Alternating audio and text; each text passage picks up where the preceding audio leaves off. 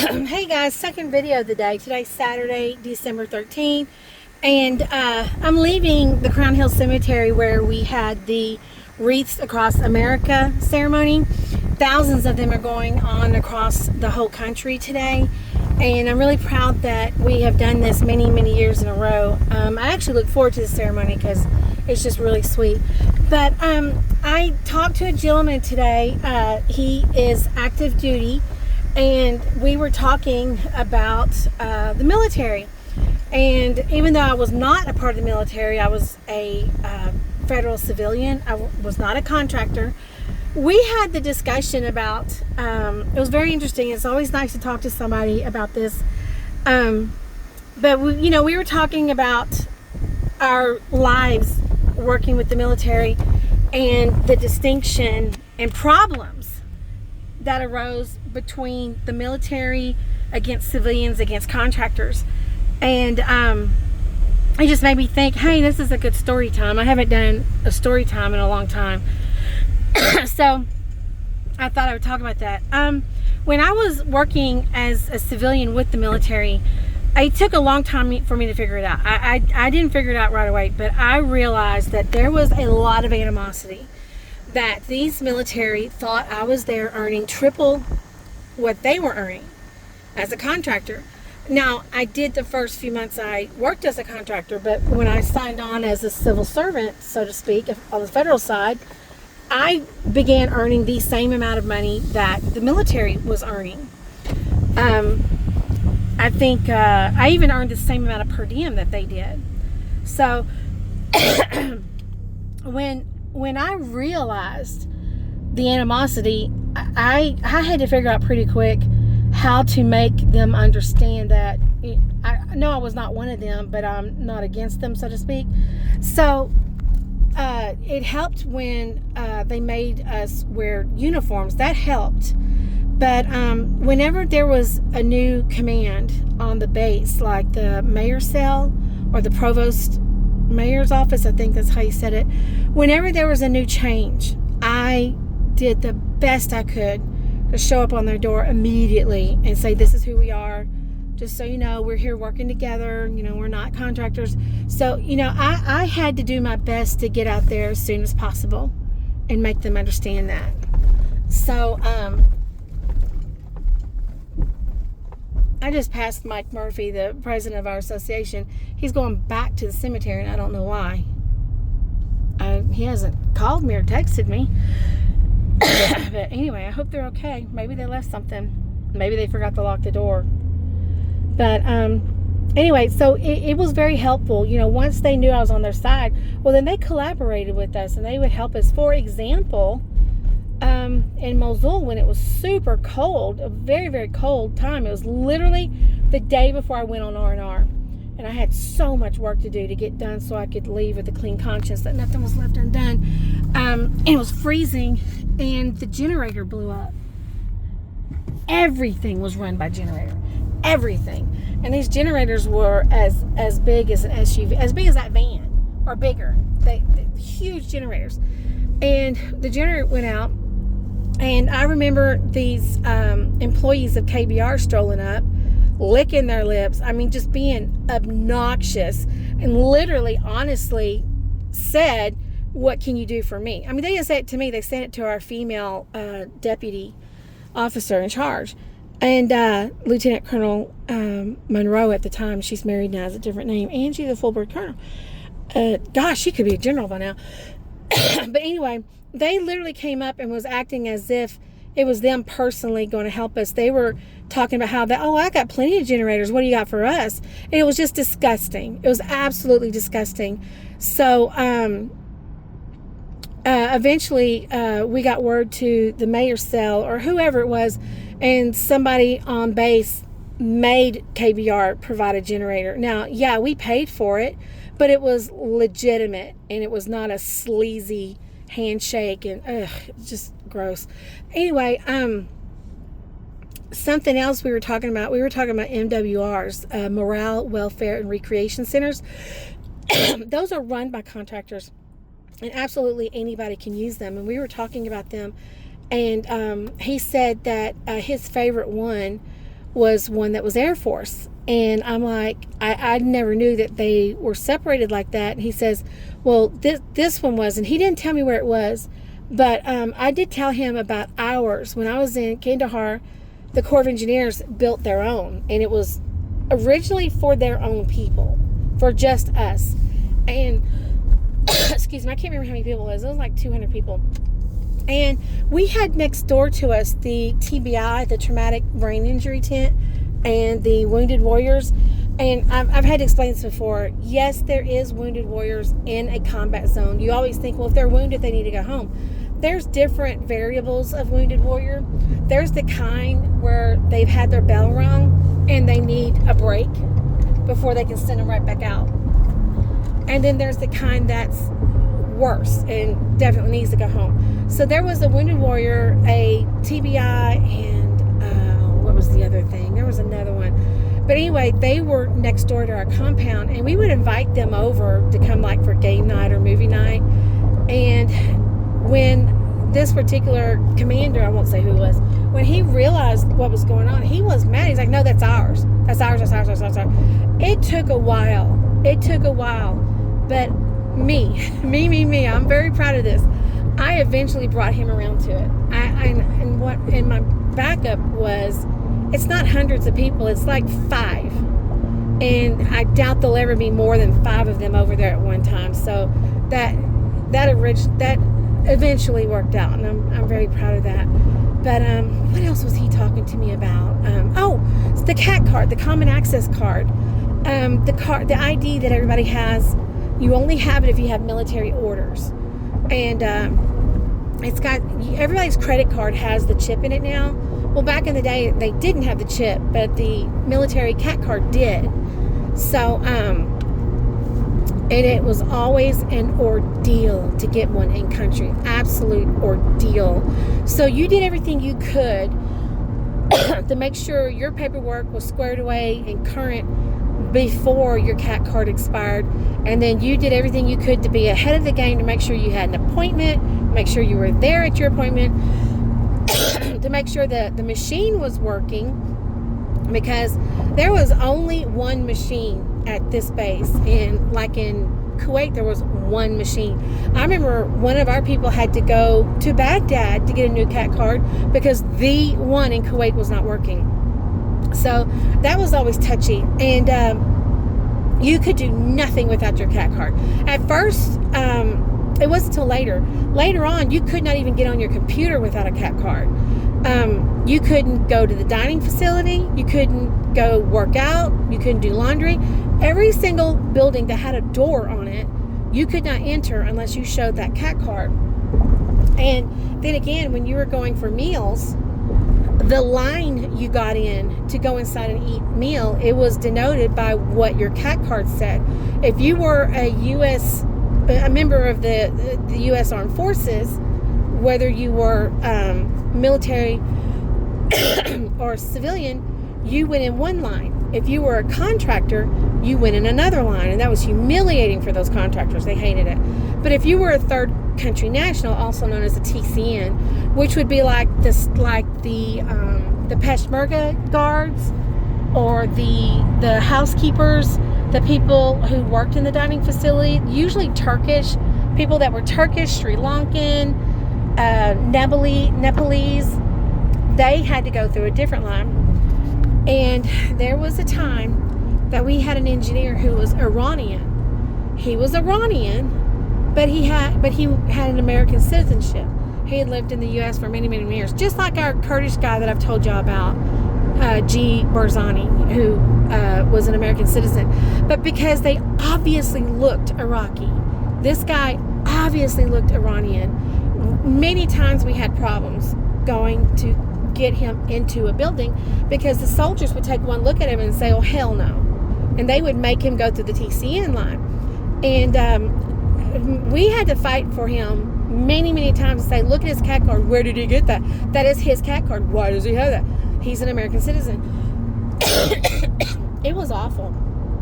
And the times when he had no problem eventually going through the line for the Americans, the looks he got from the third country nationals going in the other line if looks could kill.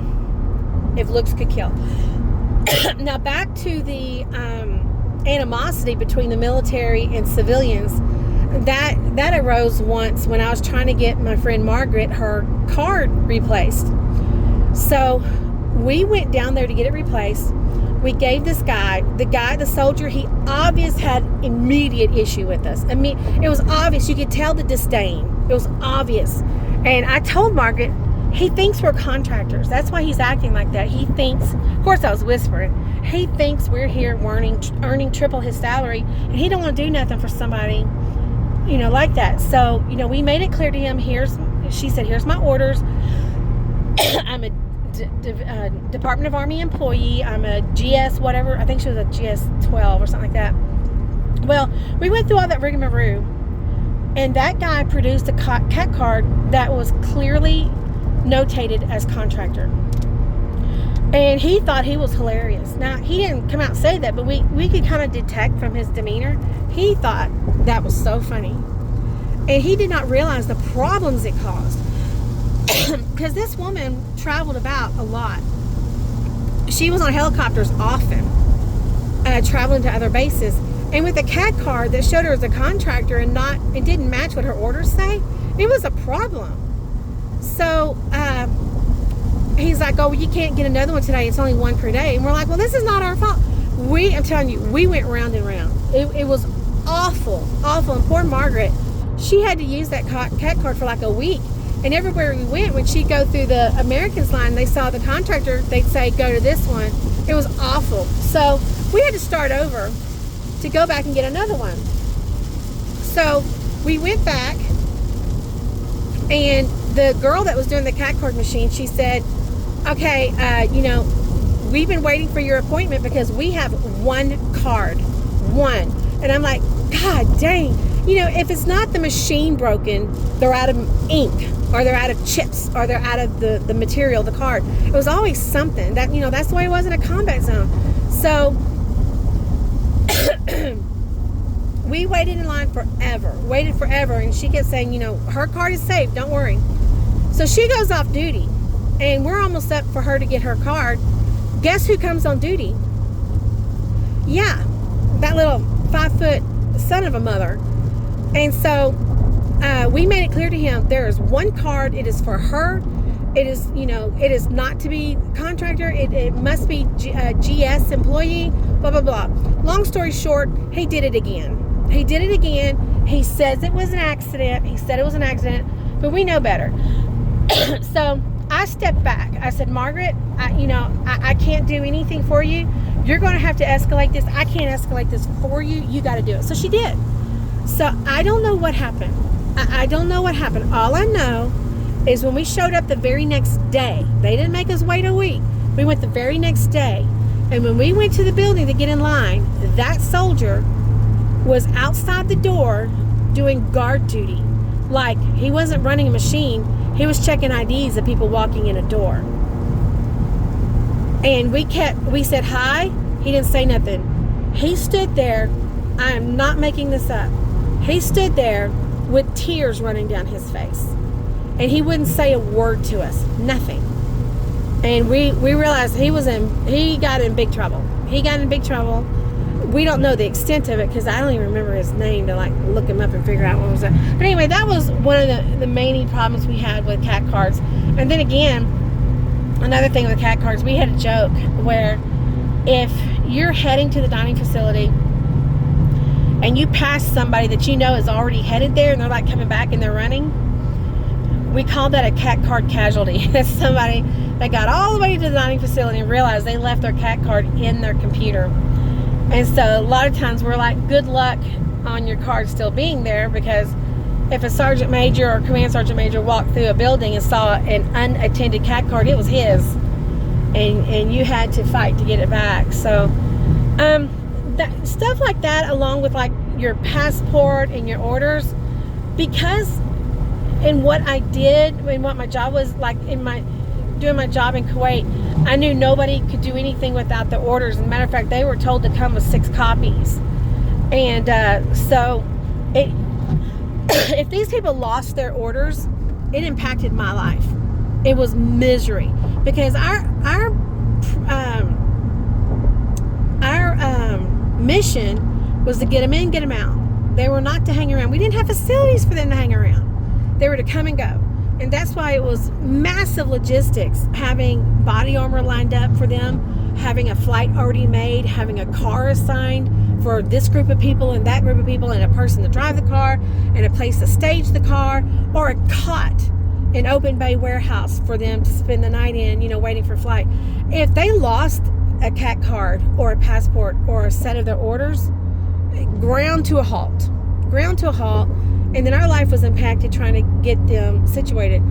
Same thing in country. If you lost your CAT card, like one time on a helicopter site visit, when the helicopter took off, Nazar, who was in the helicopter with us, his CAT card flew out the door, because they flew with the doors open most of the time, and his CAT card flew out the door, and it was misery getting that replaced.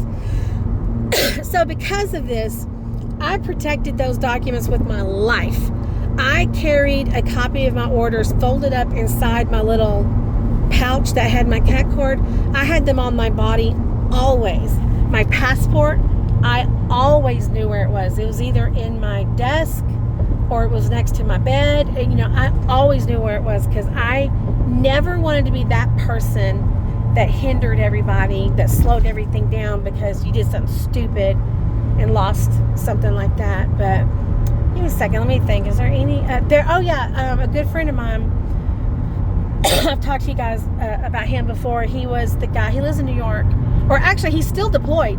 He has been deployed consecutively for like 20 years. Yeah, he's like a career at this. He could possibly be a contractor, I don't know. But he lost an arm in a motorcycle accident many years before I even met him. Well, he was going home on R&R once, and I had shifted back to the Kuwait role, and we were living in not townhouses, but like a high-rise apartment in Kuwait. And he had cycled through on his way home for R&R. So I picked him up at the base, put all the stuff in the Suburban, then I drove him to the airport, dropped him off. And I go home and I get in bed. And then he calls me about 3 a.m. He goes, "Sarah, you got to come out and get me." I'm like, "What? Was the flight? This was the commercial airport." I'm like, "What's going on?" He said, "I can't find my CAT card." He said, "Will you look in the Suburban and see if it's there?" I'm like, "Oh my God." So I went outside and I went through everything in that car. I looked everywhere. Couldn't find it anywhere. And at that time, it was shortly after, I know I told you this story. That was shortly after I met, oh my God, give me a second, I'll think of his name. What was that man's name? Colonel. He was with the Iran-Contra. I forgot his name. I met him, and he was disturbed that I was a female by myself at night riding all over Kuwait roads. And because of that, they said that I was not allowed to drive at night.